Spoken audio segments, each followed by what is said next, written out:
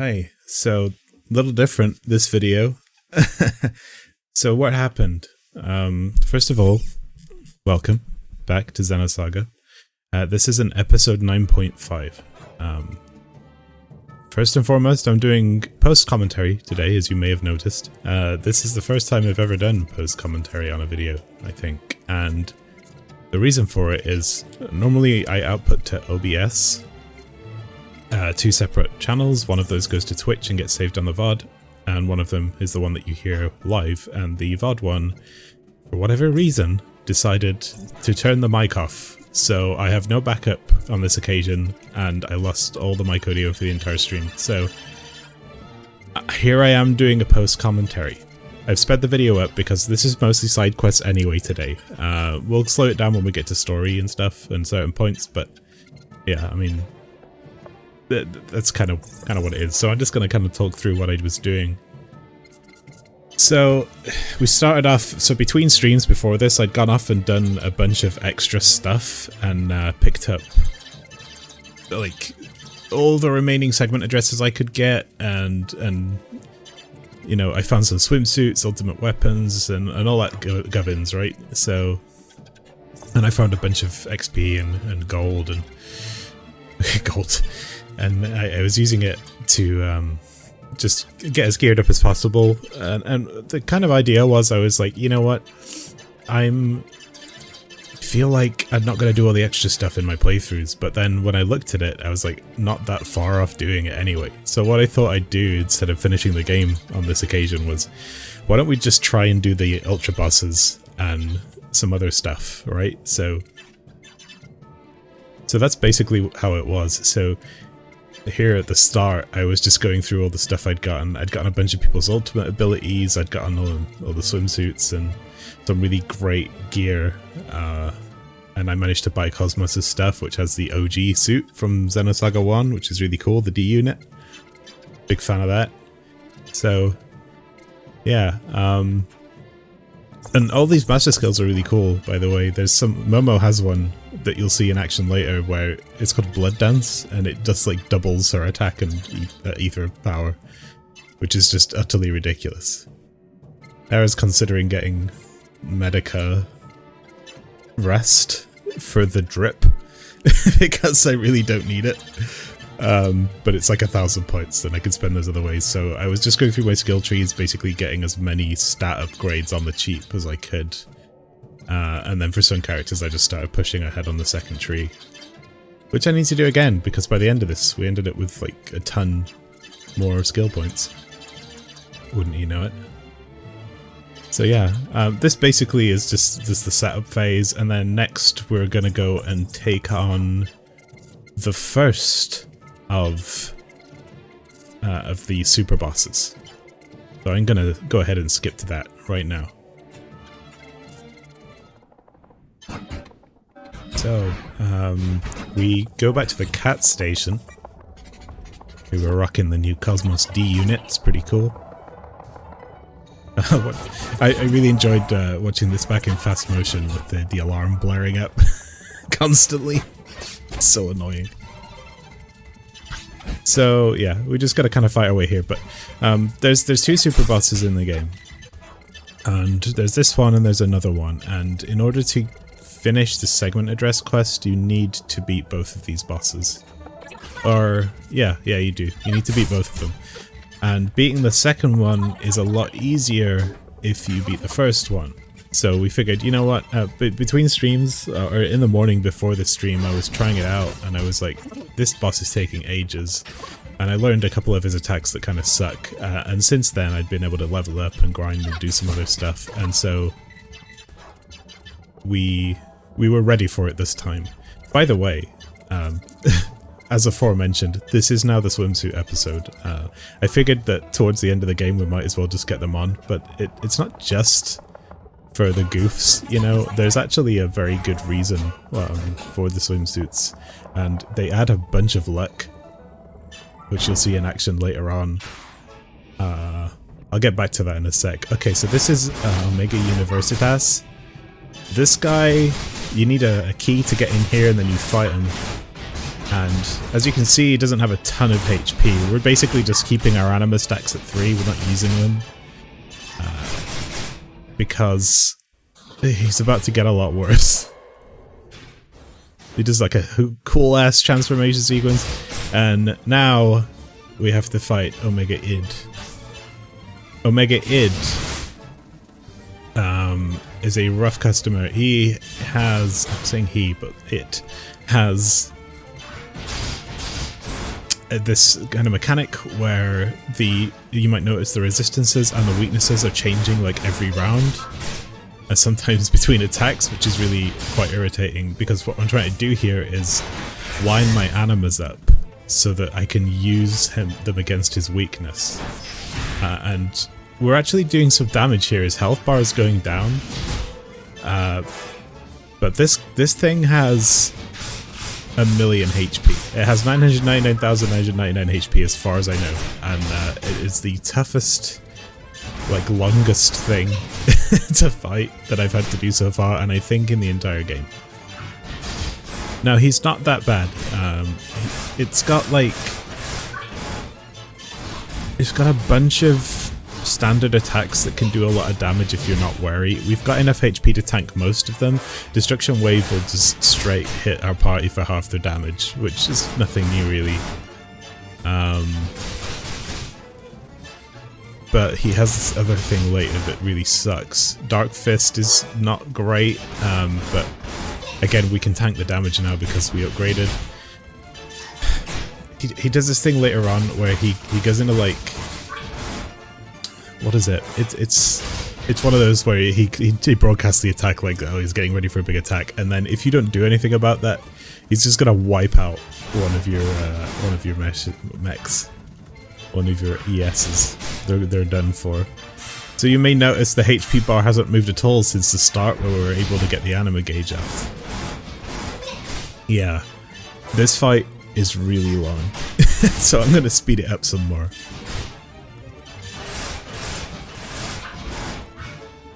So cutting ahead here, you just saw him use waves of the Berserker. That means he's about to do something horrible, and there it was, Demon Lord. So that did hardly any damage to Zeblin because we were all guarding, but before, when I tried this fight, that was a one shot. Like, you're dead if you use that. So that move sucks. But really, it's kind of the worst thing he's got. Notably, this guy, one of the things that sucks the most about this guy is the just vast amount of defense that it has, and it's really good at dodging attacks. So you know, oh, hang on a minute. Lindworm does 0 damage. What just happened there, sorry, I'll get back to that point. What just happened there is if you have anima gauges, if you have 3 anima gauges that are over 1, he can just heal himself for 150,000 and steal all your anima. So, you know, that sucks. So for the rest of the fight, I basically said, no, I'm not using that anymore. I'm going to have one guy at level 3, which is Asher, and the other 2 I'm going to keep going. So what I was saying before was Lindworm was doing 0 damage. A lot of skills just do less damage. And stuff like Scythe, I've been using it all fight, and most of the time he's just dodging it. He just doesn't care. So I found the best way to build the anima gauge was to just use standard laser, even though it did hardly any damage, because it actually did build the gauge. Now, I learned much later, in this episode, let's call it, that I've been sleeping on Jin's mech for too long, and once I'd equipped it with the right weapon, it has a move where it can build its anima gauge up in like 3 turns, all the way up to 3 quite easily. And whenever he like supports somebody else, it's like an instant anima gauge. It's great. And that's just a standard attack, so we'll probably see that later, if not in the next playthrough, because I'll be using it all the time, so yeah. So we finally managed to get him back down to half health, or just under 2/3, so he started to use Demon Lord again now. And to be honest, there's not much else to say about this fight. It's just a lot of staying healed, hoping it doesn't do something bullshit, which I think it does later, so I'll cut to that.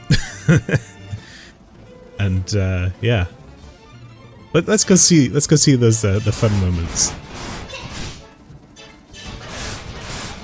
So there's a moment here where I had Asher on low HP, and in my hubris, he used Waves of the Berserker, and I thought, you know what, Demon Lord doesn't do that much damage, I'll just charge and guard it with that much HP. But as you can see, it didn't go well because he used it twice in a row for the first time ever. So after that point, I stopped doing all this stuff. But this is when I discovered that Ruben, look at Ruben's anima gauge, right?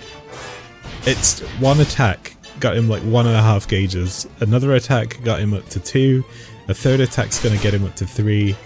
It's so busted. I think his attack is a beam attack that he uses, so I'm not sure if I got that right the first time or if it was like blocked for 0 damage.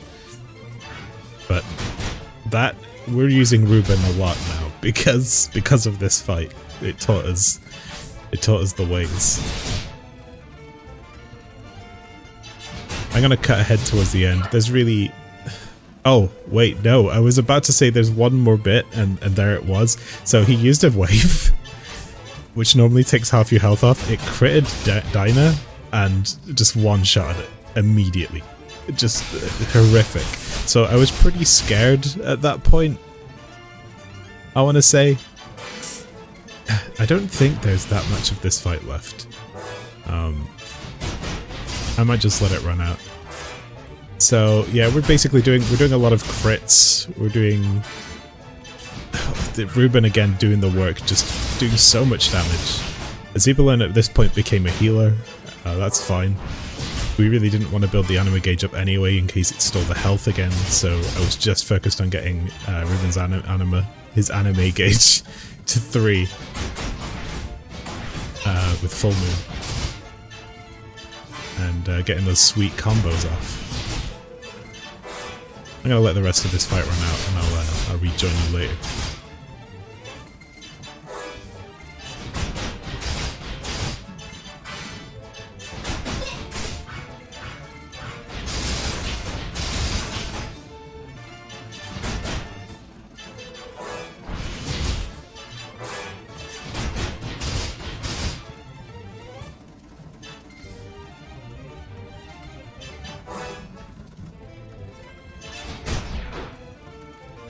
And there it is. We beat him. Congrats. And we get Decoder 6 for that. We also get something very important. We get Dark Erde Kaiser as a summon from Decoder 6. Which is very, very important for the next battle, which I'm going to skip to. Basically, I just do a bunch of skill ups here, and then I go and get the decoder, which I go to the Durandal, I think, to pick up the item. I'm going to skip ahead to the next area that we're going to go to, which is Paideia Island, for the second boss battle.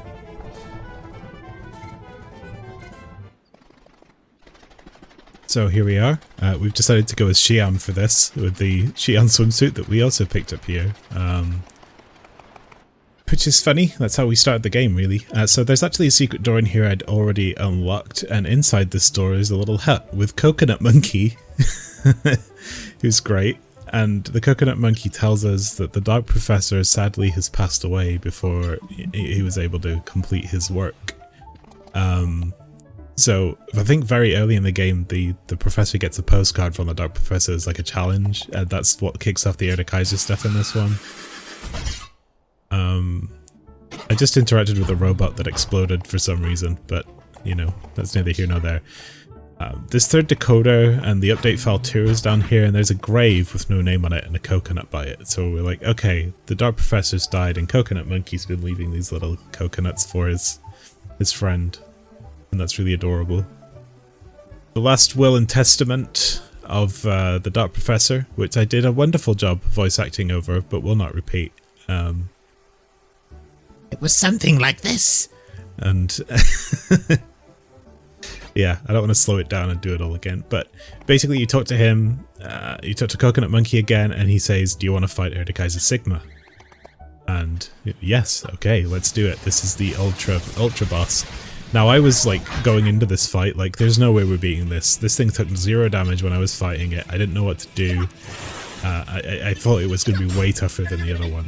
As it happens, when you beef up Momo with Blood Dancer, give her all of the skill unlocks to increase her crit damage, and then like, you know, straight up hit him with your ether attacks, beam 3, it does 10,000 damage on a crit. So Momo is once again the most powerful character in all of Xenosaga, an absolute death machine. Now he uses this thing called, like, he does like a special shield, and you have to use Erdekaiser Summon to get rid of that shield, and that shield basically makes me immune to everything except for that one type of damage. So we're doing 0 damage to him. I'm basically waiting for him to get his second shield on. I used Erdekaiser Fury early there. Oh, there. No, I didn't. He gets rid of his second shield.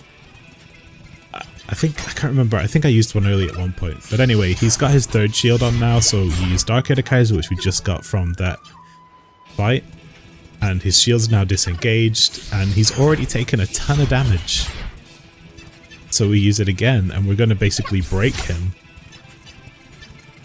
with a bunch more magic attacks from Momo and whatever else. Xian's going to slap him about a bit.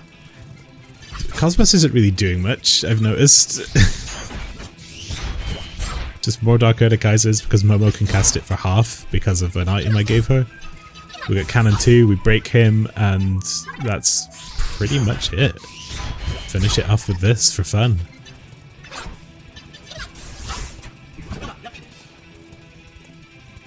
So yeah, that's Erdekaiser Sigma defeated. Much easier than I thought it was ever going to be.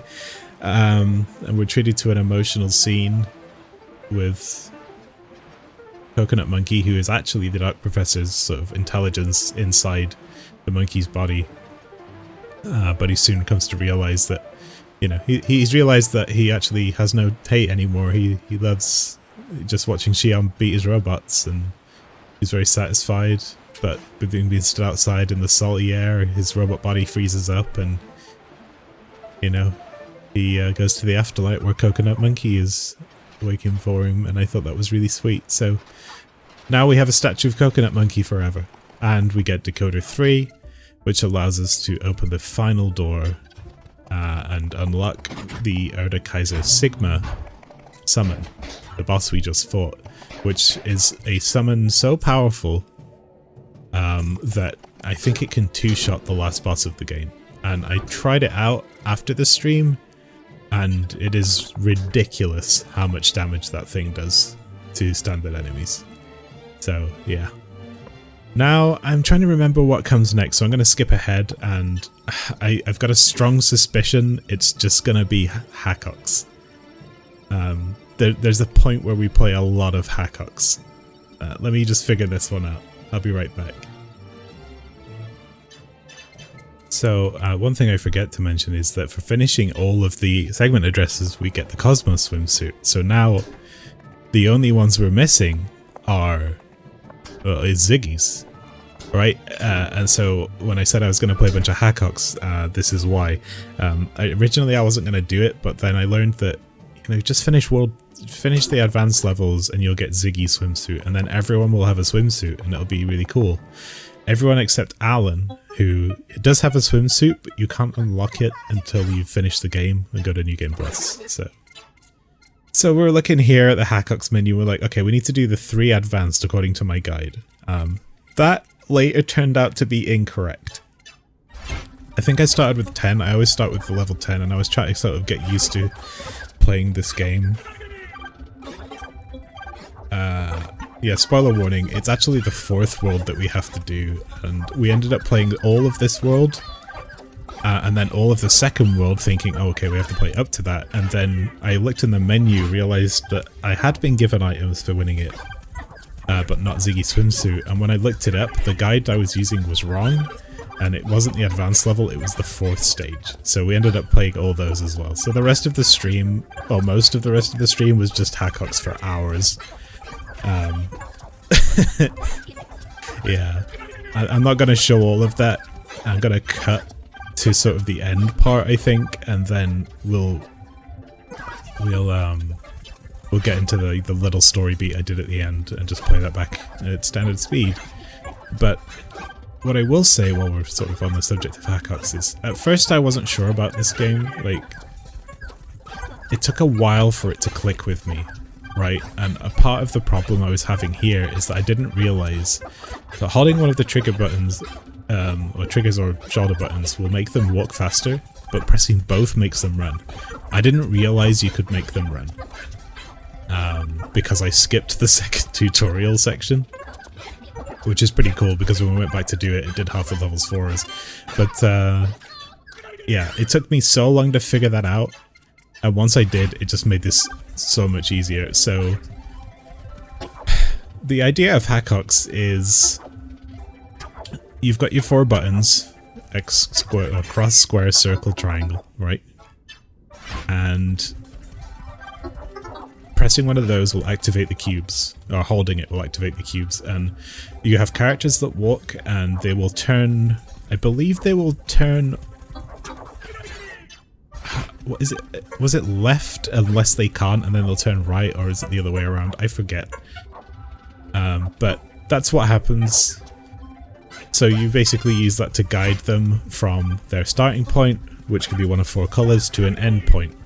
If it's yellow, by the way, they generally just all go to yellow, or they'll come from yellow, so there's a variant there too. But here you can see me doing another technique where you stack up Matthews, which is like a thing. Stack the Matthews! It was pointed out as a madman would rave about. But stacking the Matthews there allows you to get like a combo which lets you get more lives, more spawns, and sometimes, like in this level, that's necessary because you start with less than the required amount. So I screw up a bunch on this level. You're basically trying to balance. I'm using Miyuki and Momo here, so you can actually pick a bunch of different characters, including Albedo, which is quite fun. I'm trying to line them up so that they land on the panels at roughly the same time, but I've never been great at multitasking, and this game is quite difficult for me to keep track of. But we do get there in the end. So yeah, on the characters, so they give you Miyuki, you can have Alan, you can have any of the main sort of set, you can have Mary, Shelley, Guinan, Albedo. All these different characters are available to set up as your 4 colors. And what's really fun about this is they have like special voice lines. Matthews is great. If you fall with Matthews, I can't remember what he says. God, you'd think I'd remember that. It's like I've heard this 1,000 times over the course of this hackox playthrough. You gotta be kidding me! That was it. Okay. And then there's also a Cosmos one that's quite funny because it's so out of character for her, and she's like, mission start, when she starts, and if you fall into the water, she says like, I'm sorry, I cannot complete my mission! In fact, you know what? I'm gonna see if I can find that right quick since we're skipping through these. We'll get you some voice lines. Hold tight.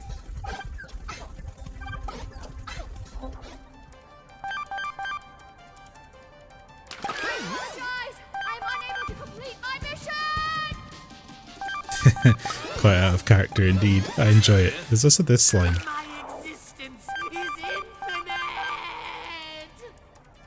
From Albedo.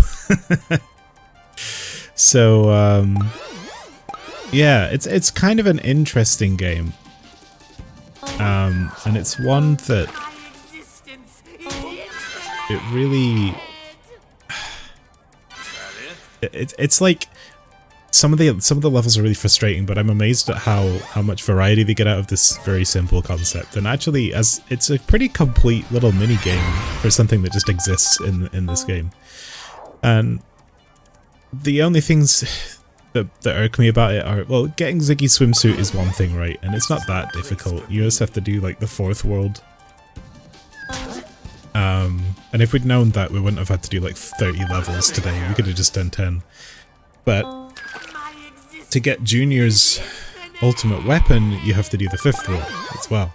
And that's the one that, as I'm sitting here doing this, I'm doing this instead of doing that, because I was going to stream this later today and see if we can finish off the story now that we've got most of the stuff. So it's looking like I'm not going to get Junior's ultimate weapon just because I cannot face any more Hackox right now.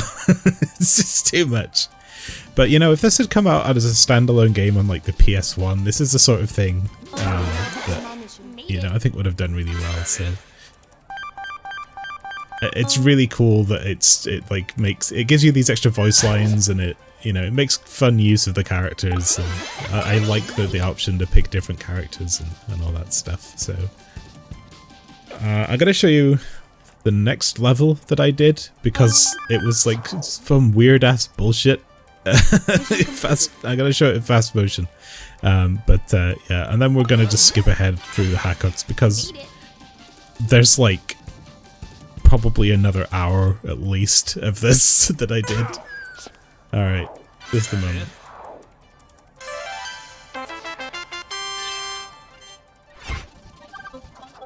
So this level like is the one where I was just like, what the heck is going on here? And so I was like funneling them all the Miyukis. It's a really tiny level, and you'll notice I start with 6 guys in the top left, and I have to get 12 points, which means I have to get doubles. So I ended up with this technique where I was like balancing the Miyukis like this to try and get them to line up, and then after a few attempts I realised I could just get them to be close. They don't have to be like directly on top of each other, but even that wasn't enough. So I was like, okay, I'm gonna stack more. And half the time I did this, it's kind of rough getting it perfect, figuring out when they're stood exactly on the cube, and sometimes they'll get like trapped for some reason, and like that, she just got yeeted off into the bobbins. One of them gets crushed at one point, I think, somehow. It's weird. But yeah, this is a classic example of a Hackox level where they do a lot with very little. And I guess probably my final note on this before we skip ahead. This game has a level editor as well. Like, they really put a lot of effort into making this a full thing. But when I think about this is probably the most complete of the Xenosaga minigames, but the one that I like the most by far is in the first game, which has a bunch. It has like a mech battle game, but the one that I like is the trading card game. You can actually buy packs of random collectible trading cards, like TCGs, and then you can play the trading card game in Xenosaga. And I sort of wish that was available outside of the game. It's really cool. Oh god, this level. I hate this level. I'm gonna skip past this level in just a moment. But yeah, that was my final note. I like the minigames they do in the Xeno series, and there's a couple of other things in the Xeno series. There's a game called Xenosaga Freaks, I think it was. It was like its own game. I don't know what that is. I need to check that out. So, alright, this level gave me PTSD, so I'm going to skip ahead.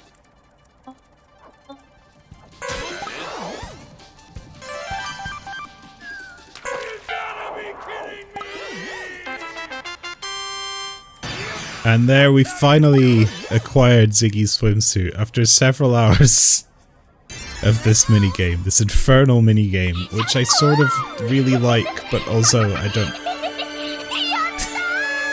want to see anymore. That's my victory sound.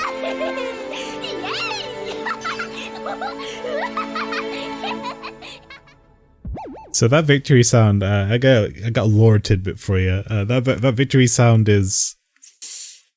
It's one I made. It's basically a supercut of Akko when it's from Little Witch Academia, right? She arrives in, I think it's the first episode, finally at the academy, and appears in the middle of the hall and does this great big cheer. And I sort of cut different laughs into it to make it a little bit longer so that it would fit over the song, which is from Gravity Rush 2. There's like a series of these 3 little songs that play whenever the ship docks in, and it's just such a nice melody. It got stuck in my head, and I mashed those together. And that's my ultimate yay sound effect. So Ziggy gets his swimsuit. It was worth it. We get this for all of our hours of effort. 100% worth it. A chat member of mine and a friend pointed out that they always have to make the bikinis, like, for the women really sexy, but when it's the men in the swimsuit, they have to have like flippers or some stupid snorkel or look really dorky. I just thought that was quite poignant, as it is demonstrated here by Ziggy, who for some reason, despite being a cyborg, manages to get flesh when he puts on his swimsuit. But yeah, even Ziggy looks like a dork. So from here on out, we're basically good to go with the rest of the episode. So this robot wants us to bring it Sephirotic canes. 99 of them. That's for Ziggy's ultimate weapon. I played a little bit ahead to see if I could find the enemy that drops those. I couldn't. And I said a little bit. I kind of played a lot ahead. And I ended up throwing that away. I was just like, we can't do this. We can't do the Sephirotic canes. So yeah, we're back. We're back at Xenosaga, and we're continuing the story now. So I have no real way to emulate the commentary I did at the time. I don't really remember a lot of what I was saying, but since we're just moving forward with the story now, we'll just go through at normal pace. So what am I doing here? Yeah, we're setting up our party. We're about to go down a Mictum, which will be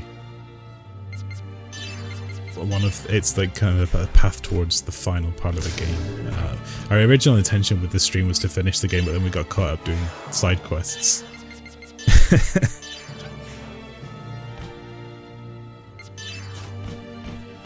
What am I doing? I think I went back to save again because I was paranoid. Yeah, I hadn't saved in ages. Look at that. 40 hours. I spent 3 hours playing Hackox, pretty much. Oh man. Actually, I think that includes the boss fight. I don't know if we saved after the boss fight. But yeah, he's ready to go in his swimsuit. And here we are. This is Mictum. It is a land of atonement for mankind. This entire world is like a tombstone. It's kind of awesome.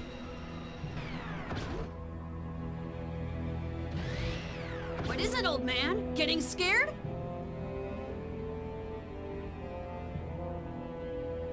No, it's nothing. There's a lot of noise. The sensors don't seem to be working well. What's with you guys? You and Kanan are both acting weird. Get a grip, okay? Sorry. Yeah, Kanan was acting weird. That was mentioned in the previous episode. It's like I'd almost forgotten that Kanan was with us. Kanan and Alan are with us. Hackox made my brain stop functioning and took all of the thoughts out of it. So we're in a mech section, except we now have the advantage of having defeated the toughest mech in the game. So this is pretty much a crapshoot from now on. We're good.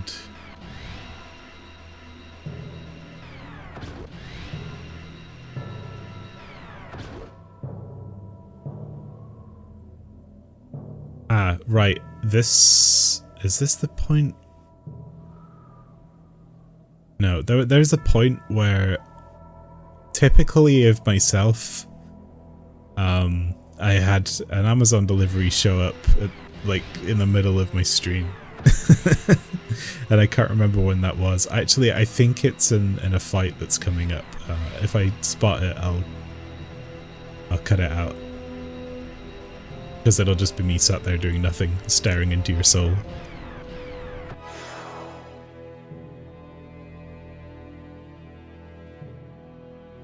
God, we got kind of a decent amount of cash as well. I should be spending that on stuff, but there's not really anything left to buy other than maybe some CPU chips for the ESs or some accessories, but like most of the accessories I've got are OP stuff I've gotten from quests anyway. There's actually one left I need to pick up that I can't get yet. I'll mention it after this cutscene.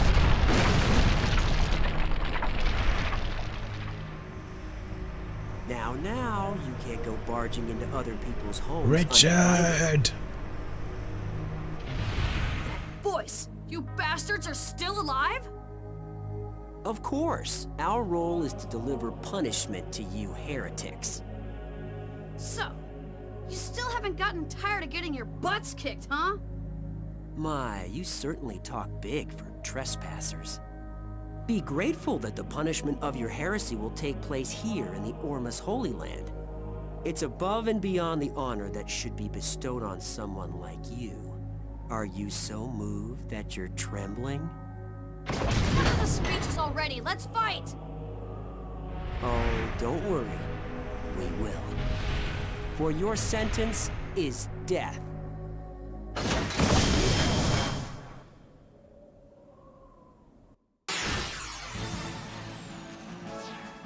So yeah, the thing that I haven't finished is, what do you call it? It's the data.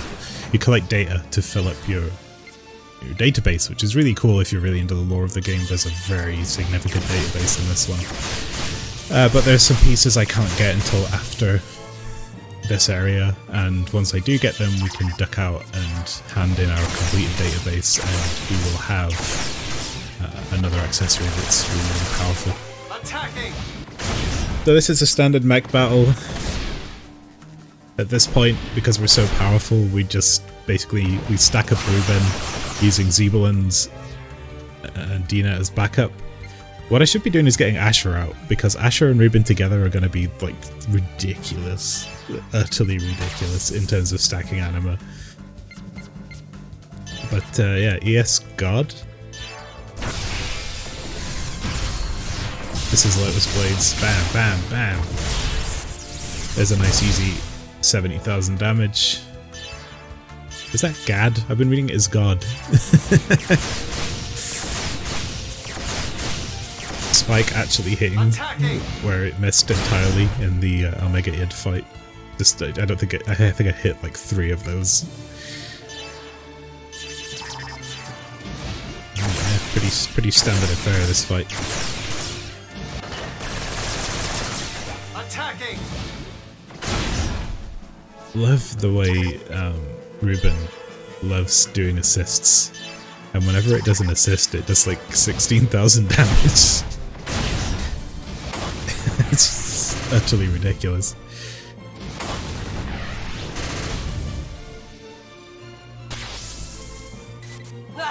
Okay. I'll destroy you all. Ricard's rapier over here. What's he gonna do? A little move. That was kind of spicy. Stop the enemy's attack with ambush. Well, the only way to do that really is to get your animas all going and all attack at once and hope that it does a random turn of ambush. It does happen quite a lot for us now, but I'm not sure if we end up managing it. Rock you like a hurricane. I'll help myself. Attacking! Bam. So yeah, we do Scythe because it does damage, but then into Phalanx because Phalanx has a high number of hits, which means it has a higher chance for an ambush thing to happen. Okay, so that, out of nowhere, wrecked the Zabulon. But I wasn't really worried at all, I just took it. It was just like, whatever, he's gonna go down anyway, so...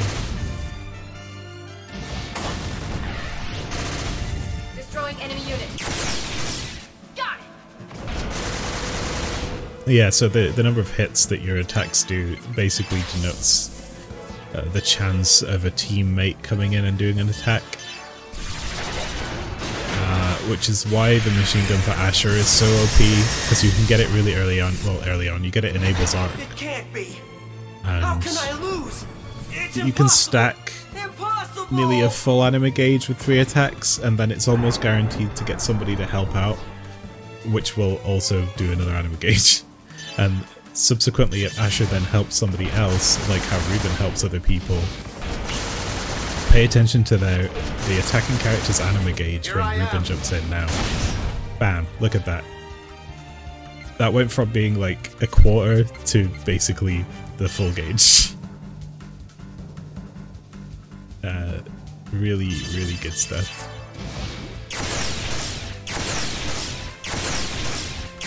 So yeah, we got rid of Ricardo. Or Richard. He's an ambush. No mercy! An ambush that did 25,000 damage. I will avenge Richard. I will avenge Richard. I don't know why that sounds so funny to me. But yeah, we basically just have to mess up Joseph now.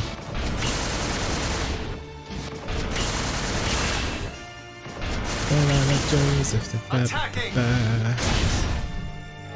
Joseph and his amazing monocolor ES.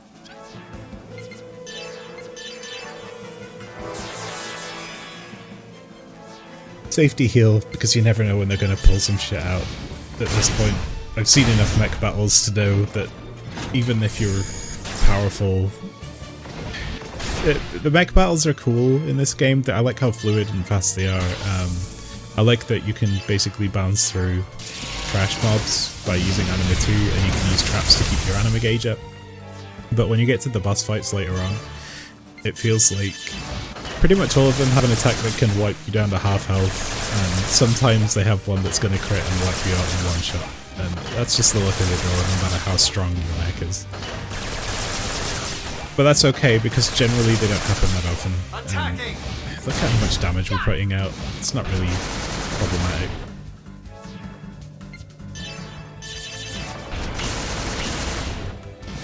I really like that this Asher is getting these like little mini crits halfway through. Here I am. Locked on. Okay, Asher's standard attack, 32,000 damage with ambush. Stand down.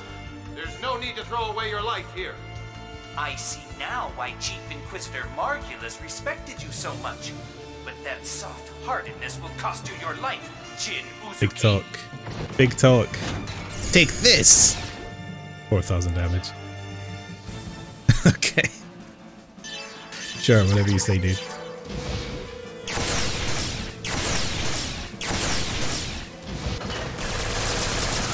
Here I am. Yeah, I stopped myself that time. I was like, I can do it again. I gotta do it again. I didn't. Nobody rocked us like hurricanes. Bam! Right, that was OP. He's still alive. Wow, okay. Not for long, I guess. In fact, I think an ambush is gonna happen and it'll just wipe him out if I remember correctly. Here I am. Spoilers. There he is. If I can rest Smashed. here, I'll have no regrets. No regret.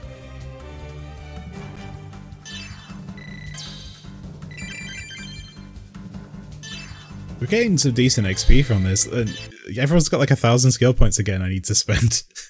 I don't know what to do with all these skill points. One thing's for sure, we'll probably be in reasonably good shape by the time we get to the final area. Oh, this mech is so weird. I thought it was way bigger in the cutscene, but A black ES. I guess it's not. That appeared before. Is it a testament? It looks like he's taunting us to follow him. Indeed.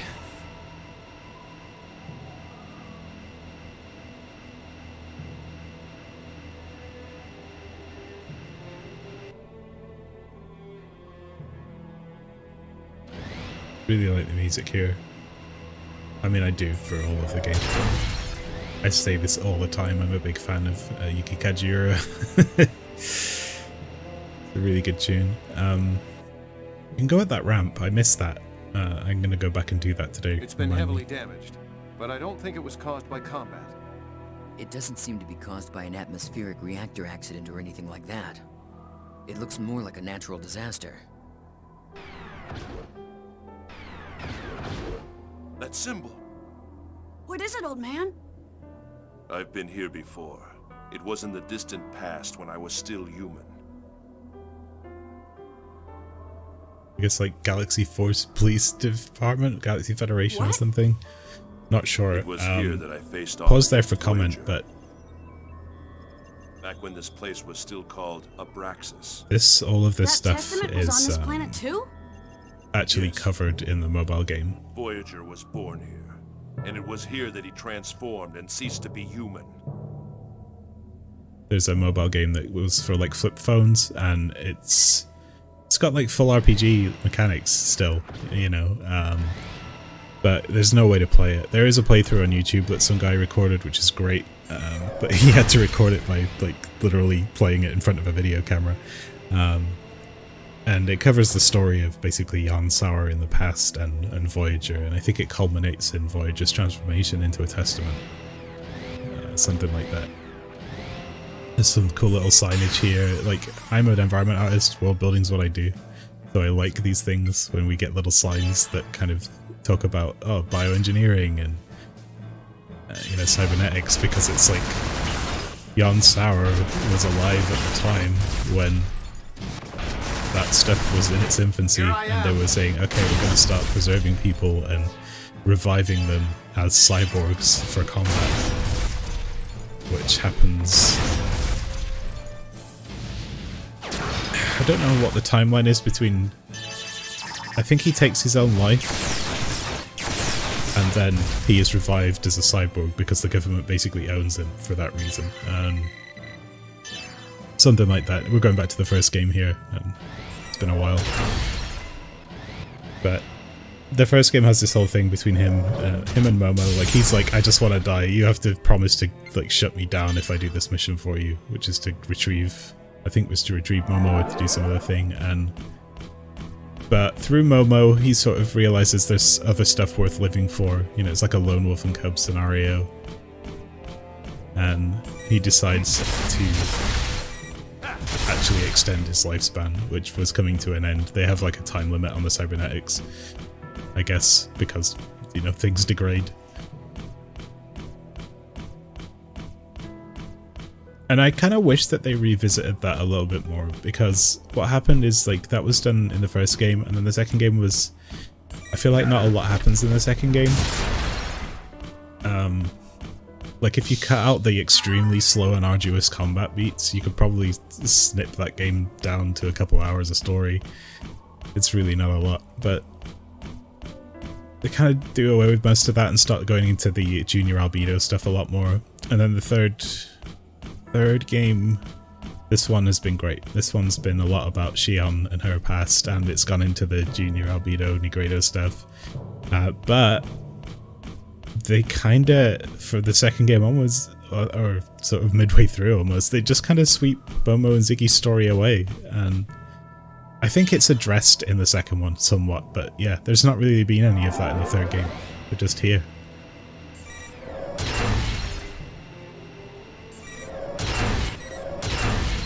Which I think is a bit of a shame, but I also understand that this was originally supposed to be a 6-game series, and they had to end it.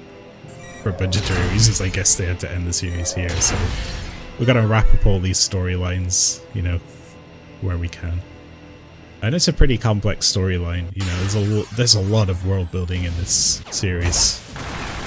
A tremendous amount of world building in this series.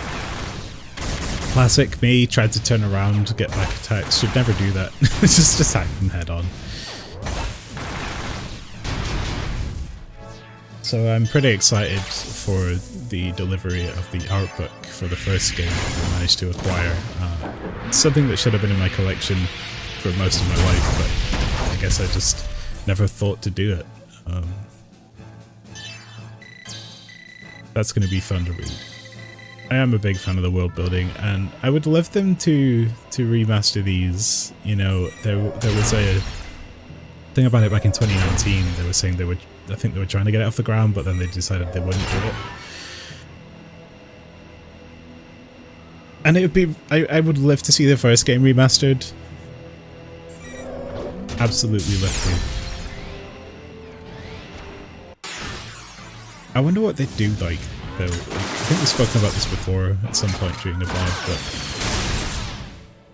like, would they bring everything up to date and use these more modern assets, or keep the look and just upscale it? And I really like the characters look the best in this game overall, in terms of their like anatomical design. You know, I like some of the costumes better from the first game, but the second game was like, it went way too overboard with the realism, and it kind of just looked really weird and uncanny.